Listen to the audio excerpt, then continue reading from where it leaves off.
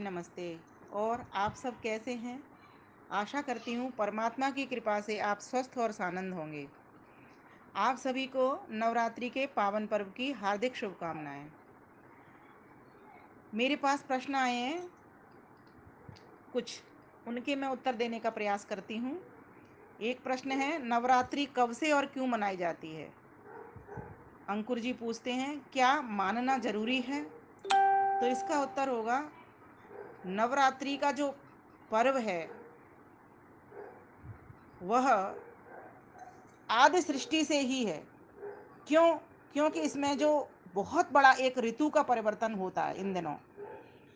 वासंतिक नवरात्र गर्मियों में होते हैं और शारदीय नवरात्र सर्दियों में होते हैं।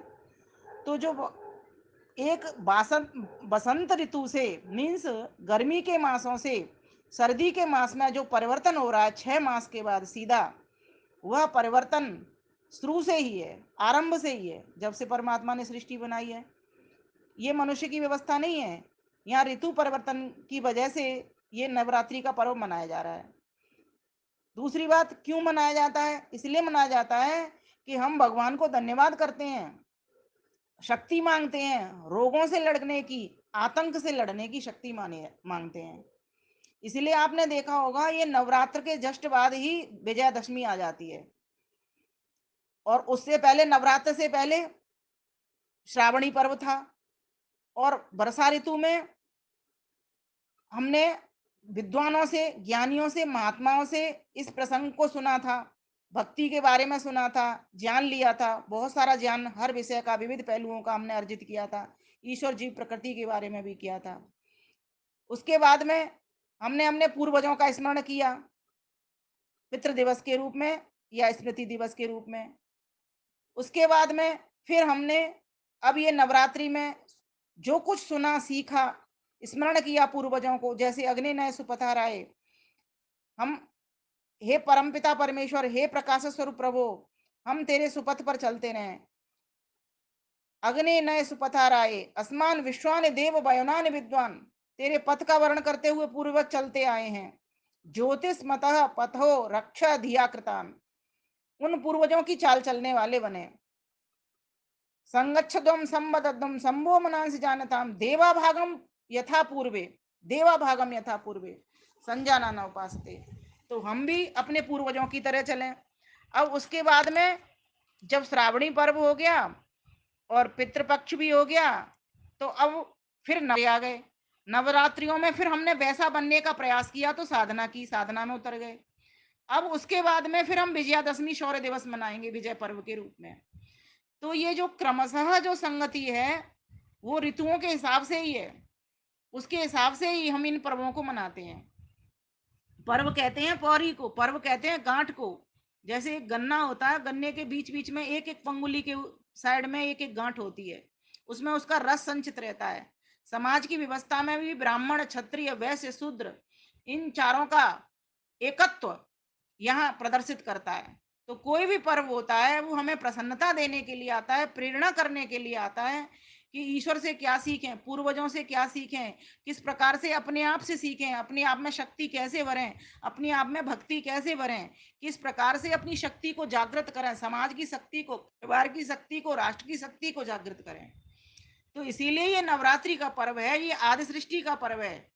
क्यों इसलिए ही मनाया जा रहा है कि हम सभी ईश्वर के प्रति कृतज्ञता ज्ञापित करें, पूर्वजों के प्रति कृतज्ञता ज्ञापित करें।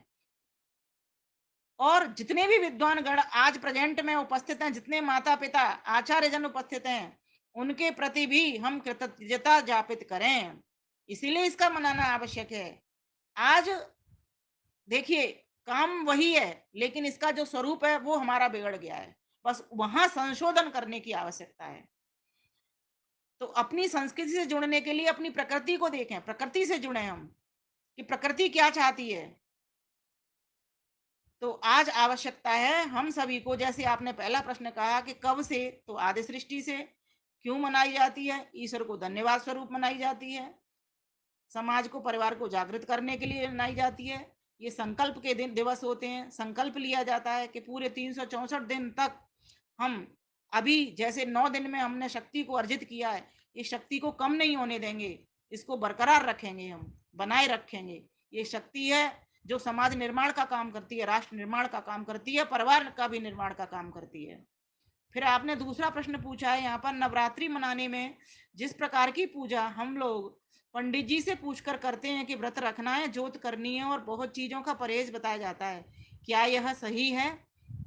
देखिए, हमारे जितने भी पर्व उत्सव होते हैं वे सभी की सभी तीन चीज़ों से जड़े होते हैं। किससे? एक देव पूजा, एक संगतिकरण और दान, और यही तीनों मिलकर के एक यज्ञ कहलाते हैं। यज्ञ का अर्थ होता है परोपकार करना। परोपकार के बहुत साधन होते हैं, बहुत माध्यम होते हैं, तरीके होते हैं, ढंग होते हैं, प्रकार होते हैं। एक बहुत बढ़िया प्रकार है जो हमारे ऋषि मुनियों ने हमें बताया। अगर किसी व्यक्ति को सुख चाहिए, स्वास्थ्य चाहिए, तो यज्ञ करे, स्वर्ग कामो यजेत, यज्ञ करे। अब यज्ञ के ये ही तीन अंग हैं। देव पूजा करे, देवों की पूजा करे, मीन्स देवों का सत्कार करे, मीन्स देवों देवों को आहुति लगाए, मीन्स देवों का सम्मान करे, मीन्स देवों को भोजन दे, वस्त्र दे, शिष्यता दे। अब दो प्रकार के देव होते हैं, एक चेतन देव होते हैं, एक जड़ देव होते हैं।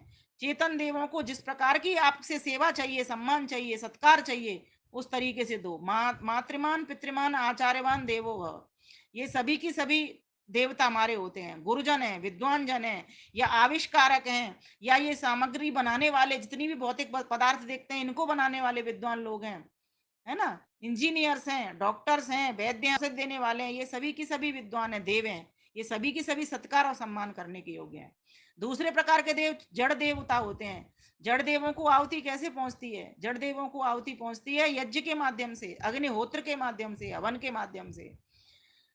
पांचों तत्व, पांचों देवता, पृथ्वी देवता, जल देवता, वात देवता मतलब वायु देवता, है ना, गगन देवता, चित जल पावक गगन समीरा, ये पांचों की पांचों हमारे देव हैं, है ना। तो इनको आहुति कैसे लगती है? इनको आहुति लगती है अग्निहोत्र करके। हवन में जो आहुति देते हैं, अग्नि का एक स्वभाव होता है, वो अपने पास कुछ नहीं रखता, सारे पदार्थों को जहां जहां से जो जो पदार्थ आया उनको दे देता है, तो पुष्टि वहां पर हो जाती है। जैसे जल की पुष्टि हो गई, जल की शुद्धि हो गई, पृथ्वी की पुष्टि हो गई, पृथ्वी की शुद्धि हो गई, है ना। इसी प्रकार से अन्न की शुद्धि हो गई, अन्न की पुष्टि हो गई। और फिर जैसे वातावरण में हम रहते हैं, जो अन्न जल ग्रहण करते हैं, जो हवा पानी लेते हैं, जो सूर्य शक्ति ग्रहण करते हैं, वो हमारे भीतर शुद्ध आती है, पुष्टिकारक आती है। इसलिए ये अग्निहोत्र का विधान है।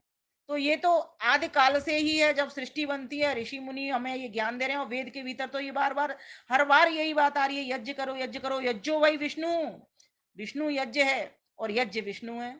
ईश्वर परोपकारी है, विष्णु अर्थात व्यापक। तो ईश्वर सर्वव्यापक है, वो यज्ञ कर रहा है, और मनुष्य उसी का वर्ण करके, ईश्वर का वर्ण करके यज्ञ कर रहा है। तो हम सभी को इस बात को समझना चाहिए कि देव पूजा हम इस तरीके से करें, जड़ देवों की भी पूजा करें और चेतन देवों की भी पूजा करें, मीन सत्कार करें। पूजा के ढंग प्रकार अलग अलग हो सकते हैं, तो हम सही रूप को, सही स्वरूप को समझ करके पूजा करें। वृक्ष है, वृक्ष भी हमारे देवता हैं, हमको फल फूल अन्न औषधि सब कुछ दे रहे हैं। वो उनका सेवा सत्कार कैसे होगा? उनमें जल खाद पानी ये सब दे करके होगा। तो इस प्रकार से हमें सब जड़ चेतन जगत को ठीक प्रकार से समझ करके जिस जिस तरह की सेवा हो सकती है, जिस जिस तरह का सम्मान सत्कार जहां पर हो सकता है, उस तरीके का सेवा सत्कार सम्मान करें। अब वृक्ष के सामने आप सिर्फ हाथ जोड़ के खड़े हो जाओ, वहां कोई जल मत दो या खाद मत लगाओ, है ना, और कोई उसकी सुरक्षा मत करो, तो वो सत्कार नहीं होगा, उसका पूजा नहीं होगी। पूजा उसकी तभी होगी, उनको बचाओ, वृक्षों को बचाओ कटने से, है ना, वृक्षों का उपयोग लो, लाभ लो, उनको लाभ दो, तो इस प्रकार से उनका सत्कार होगा। तो वे भी चेतन देवी हैं, वृक्ष सभी सभी में आत्मा होती है। इसीलिए, और दूसरी बात आपने एक प्रश्न और यहाँ पर रखा था कि जोत करनी है और बहुत चीजों का परहेज बताया जाता है। तो यहाँ पर ये बताया जा रहा है कि देव पूजा संगतिकरण, संगतिकरण माने सम्मेलन, सभी नातेदार रिश्तेदार सभी लोगों को, पड़ोसी अड़ोसी सबके साथ में बैठ करके यज्ञ करिए, संगतिकरण करिए, सत्संग करिए, है ना। और दान, और जो दान देने योग्य लोग हैं उनको दान दीजिए, ब्राह्मण वर्ग को, जो मार्गदर्शक मंडल है उनको दान दीजिए जिस प्रकार से दे सकते हो, और जो कर्म कराया उसकी दक्षिणा दीजिए। तो इस प्रकार से ये इन चीजों से जुड़ी रहती हैं हर चीजें।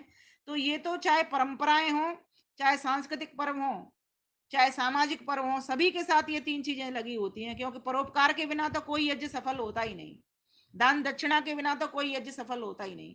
सम्मेलन के बिना, संगतिकरण के बिना तो कोई यज्ञ सफल होता ही नहीं। हवन के बिना तो कोई यज्ञ सफल होता ही नहीं। यज्ञ का अति परोपकार है।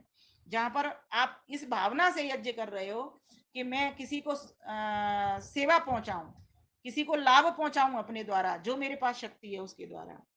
फिर आपने कहा ज्योत करनी है, ये भी कहा जाता है। तो ज्योत क्या है? प्रकाश तो करना ही चाहिए।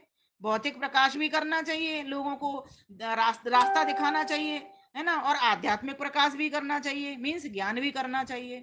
तो ज्योत करना तो एक प्रतीकात्मक है, वो इसीलिए वो ज्योत की जाती है कि 9 दिन तक हम संकल्प ले रहे हैं, जागरण कर रहे हैं इस बात का कि परमात्मा हमको शक्ति दो। ये जो दीपक की जिस प्रकार से लौ ऊपर की ओर जा रही है, ऐसे मेरे आत्मा की लौ भी, मेरे आत्मा की ज्योति भी ऊपर की ओर जाए। तो चूंकि दिन में, अब आप ये भी प्रश्न कर सकते हो दिन में दीपक जलाने का महत्व तो क्या है? महत्व तो यही है, प्रतीकात्मक बहुत सारी चीजें होती हैं। तो उस प्रतीक से हम सीखते हैं, दीपक से हम सीखते हैं। जैसे दीपक जल रहा है और अपने लिए वो अंधेरा रखता है, दीपक के तले अंधेरा होता है, लेकिन दुनिया को प्रकाश दे रहा है। इसी प्रकार से हम भी दुनिया को प्रकाश देने वाले बने, स्वयं भी ज्ञान बने, है ना, और औरों को भी हम प्रकाश देने वाले बने। अब आपने फिर क्या कहा है? बहुत सी चीजों का परहेज भी बताया जाता है। परहेज इसलिए बताया जाता है कि जब हम साधना करते हैं, अब ठूस ठूस के हम खा लेंगे, उल्टा सीधा खा लेंगे, तो हमारा हमें नींद आएगी, तमोगुण से गिर जाएंगे। और भक्ति भगवान की कब होती है? जब व्यक्ति सतोगुणी होता है। रजोगुणी होगा तो मन स्थिर नहीं होगा, चंचल वृत्ति उसकी होगी, इधर उधर मन भटकेगा। और सतोगुणी होगा तो भगवान की भक्ति करेगा। तो उसके लिए, भगवान की भक्ति करने के लिए, बैठने के लिए उसे कम भोजन करना पड़ेगा। तो इसीलिए बताया जाता है कि इतने टाइम तक भूखे रहो और इतने टाइम के बाद थोड़ा सा कुछ अल्पाहार ले लो, जिसमें रसाहार हो, रसों का आहार हो या फलों का आहार हो। वो एक अलग बात है। आज हर चीज का रूप स्वरूप बिगड़ गया। तो जितना भी हो सकता है हम ठूस ठूस करके, तला भुना चिकना चुपड़ा खा करके अपनी ऊर्जा की पूर्ति करते हैं जितनी हमको चाहिए। अगर अच्छा हो, हम इसमें संशोधन कर लें कि जिस तरीके से हमारा स्वास्थ्य ठीक होता हो, हम उस प्रकार का भोजन कर लें। तो इस प्रकार से आपने 3 बातें पूछी। नवरात्रि कब से और क्यों मनाई जाती है? तो ये जो नवरात्रि है, नाम हो सकता है इसका पहले ये होगा या नहीं होगा, मैं नहीं जानती। लेकिन हाँ, एक बड़ा परिवर्तन है, 6 मास के बाद में सीधा शारदीय ऋतु में परिवर्तन हुआ। ये और ये बसंत और शारद, ये तो ईश्वर के दिए हुए नाम है। ये तो 12 आदित्य है ना हमारे, उन्हीं में से ही मिले हुए में नाम है। 6 ऋतु है ना हमारी, शिशिर है, हेमंत है, एक बसंत हो गई, है ना। इस प्रकार से हमारी 6 ऋतु हैं। तो ये आपको पता ही है 6 ऋतुओं का वर्णन क्या करना, आपके समक्ष। तो और 12 हमारे मास हैं, जैसे चैत्र वैशाख ज्येष्ठ आषाढ़। तो सारे नामकरण इन्हीं के ऊपर है। ऐसे ही हमारे 7 सप्ताह के बार हैं, सोमवार, मंगलवार, बुधवार। और ये ग्रहों के भी नाम है। तो इस प्रकार से इन बारों के नाम भी इससे जुड़े हुए हैं। तो सब नामकरण परमात्मा ने, हर पदार्थ का नामकरण हमको परमात्मा ने वेद के अंदर कर दिया है। इसीलिए ये हमारी संस्कृति का हिस्सा रहा है। तो अभी आप क्या देख रहे हो? हमको इस स्वरूप को सुधारने के लिए क्या करना चाहिए? नित्य प्रति यज्ञ करना चाहिए, है ना। और उसमें आप गायत्री जप करें तो बहुत अच्छा है, जैसे आजकल चल रहा है, एक एक माला का नित्य कर रहे हैं। और जिस पर अधिक नहीं हो सकता तो वे क्या करें? यज्ञ में आहुति लगाएं, तो एक हिसाब बना लें वहां पर भी। मान लीजिए किसी को देर होती है, समय कम है, तो आप, जरूरी नहीं है एक माला को एक दिन में खत्म करके आहुति लगाओ। आप पूरी एक माला को 9 दिन में खत्म करने के लिए 12 12 मंत्र ले लो। 12 9 108, 12 9 जा 108। तो इस प्रकार से आप 108 पूरे कर सकते हो। ये भी एक तरीका है, 12 12 आहुति लगा दो। जैसे हमारे समाज में कम समय होता है तो हम 12 12 आहुति नित्य लगाते हैं। और अगर कोई छूट जाती है, मान लीजिए किसी दिन कोई भूल गया, नहीं कर पाया, तो 2 दिन एक अतिरिक्त लगा लो, 12 12 24 करके लगा लो। तो इस प्रकार से आप, ये तो भगवान ने बुद्धि दी है, आप अपने हाथ से इसको संशोधित कर सकते हो। लेकिन करेगा वही जो सोचेगा। जो सोचेगा नहीं वो नहीं करेगा। वो फिर जैसे चलता आ रहा है, जो कुछ मिल रहा है उसको उसी के हिसाब से करेगा। इसीलिए हम इन ऋतुओं के परिवर्तन को समझें, इस कृषि के महत्व को समझें, है ना। और उसके अनुसार तो हम भोजन करें। हमारे, आपने देखा होगा जितने भी पर्व, तीज, त्योहार, उत्सव होते हैं, उन सभी में हमारा भोजन भी चेंज हो जाता है। इससे स्पष्ट हो जाता है कि हम शारीरिक लाभ भी लेते चलें साथ साथ। ईश्वर ने ऋतु ऋतु के फल फूल अन्न औषधियां बनाई हैं, उनके हिसाब से हम अपना आहार करते चलें। इसीलिए आपने देखा होगा दिवाली पे घरों में कुछ और बनता है, होली पे कुछ और बनता है, अलग अलग बनता है ना। तो हर पर्व में, हर उत्सव में, हर त्योहार में, हर तीज में, सब में अलग-अलग पहनावे, अलग-अलग भोजन है, अलग-अलग तरह से भक्ति है। करेंगे लेकिन एक ही ईश्वर की भक्ति, एक ही, क्योंकि उसका एक ही ईश्वर है, एक ही शक्ति है, जिसका ही ये सारा पसारा है, जिसके ही बनाए ये मांस हैं, जिसके ही बनाए ये वार हैं, है ना? और जिसका ही बनाया ये सारा भोजन है, सामग्री है उपभोग की, और उसके ही बनाए हम सब और आप हैं। तो इतने सरल ढंग से आप समझ सकते हो कि परमात्मा ने जो सृष्टि बनाई है, तो वो धन्यवाद का हकदार है कि नहीं है, नमन का हकदार है कि नहीं है, अधिकार है उसको। इसीलिए हम जो श्वास ले रहे हैं, सुबह उठते हैं, जो रात में रह चैन से सुलाया और सुबह हमको जगा दिया, वो कौन शक्ति काम कर रही है भीतर? वो ईश्वर की ही शक्ति, ईश्वर की ही प्रेरणा काम कर रही है। उसी की शक्ति प्रेरणा से हम जाग पाते हैं, उसी की शक्ति प्रेरणा से हम सो पाते हैं। दिन बनाया जागने के लिए, कर्म करने के लिए, रात्रि बनाई आराम करने के लिए, विश्राम करने के लिए, चैन से शयन करने के लिए, जिससे नया दिन, दूसरा दिन हम ऊर्जावान हो जाएं। तो ये नवरात्रि कह रही है, नवानाम रात्राणाम समाहारा, नई नई रात्रियों का समूह ही तो क्या है, नवरात्र है। तो ये नई रात्रि तो मिल रही है हमको, दूसरे मौसम से दूसरे मौसम में परिवर्तित हो गए, गर्मियों से सर्दी की ओर जा रहे हैं, तो ये नवीन रात्रि हो गई, है ना? और नौ, नौ की संख्या अपने आप में पूर्ण संख्या है ना? तो ईश्वर परमपिता परमेश्वर पूर्ण है, उसमें कोई अभाव नहीं है, अज्ञान नहीं है, अंधकार नहीं है ना? परिपूर्ण है वो। तो उसकी पूर्णता में हमें जीना सीखना चाहिए, उसकी समग्रता में हमको जीना सीखना चाहिए, उसके सार्वव्यापकत्व रूप को देख करके अपने भीतर भी विशालता विस्तार को हमको जन्म देना चाहिए। तो ये जो नवरात्रि कब से और क्यों मनाई जाती है, और जिस प्रकार का पूजा विधि विधान देखा जा रहा है, उसमें क्या हमको संशोधन करना है स्वरूप में, उसमें तीन बातें हर पर्व उत्सव के साथ जोड़ देना। एक तो देव पूजा, मैं दोबारा से बता रही हूं, दूसरा संगतिकरण सम्मेलन, और तीसरा क्या, दान, दक्षिणा। तो इस प्रकार से जब व्यक्ति, और हम सभी ये कर रहे हैं, हमें पता नहीं चल रहा, कोई भी आप उठा लीजिए, उसमें ये तीन काम होते हैं कि नहीं? ब्राह्मण वर्ग आता है कि नहीं आता, नाते रिश्तेदार आते हैं कि नहीं आते, आते हैं ना? जैसे एक यज्ञ को करने के लिए चम्मच की भी जरूरत, कटोरी की भी जरूरत, गिलास की भी जरूरत है, सामग्री समिधा की जरूरत है, घी की जरूरत है, कपूर की जरूरत है ना? और आसनों की जरूरत है ना? और वहां बैठे हुए लोगों की भी जरूरत है, ब्राह्मणों की भी जरूरत है, पड़ोसियों की भी जरूरत है, रिश्तेदारों की भी जरूरत है, तो जाकर के एक संगीतीकरण होता है। जैसे एक वाद्य यंत्र को मान लीजिए, हारमोनियम को बजाते हैं, तो वहां सभी स्वरों की आवश्यकता पड़ती है, सा रे गा मा पा धा नी। एक बटन हो तो काम नहीं चलेगा, एक वस्तु हो तो काम नहीं चलेगा। भोजन भी बनता है तो वहां भी संगतिकरण चाहिए, चकला भी चाहिए, बेलन भी चाहिए, आटा भी चाहिए। तो इस प्रकार से ये संगतिकरण भी रहेगा। और दूसरी बात, दान भी। जब आप किसी से यज्ञ कर्म करवाते हो, कोई घर में कार्य करवाते हो, तो उसको दक्षिणा दान देना, दक्षिणा भी देनी पड़ती है कर्म करने के बदले में कुछ, और फिर कुछ दान भी देना पड़ता है। दान मतलब त्याग।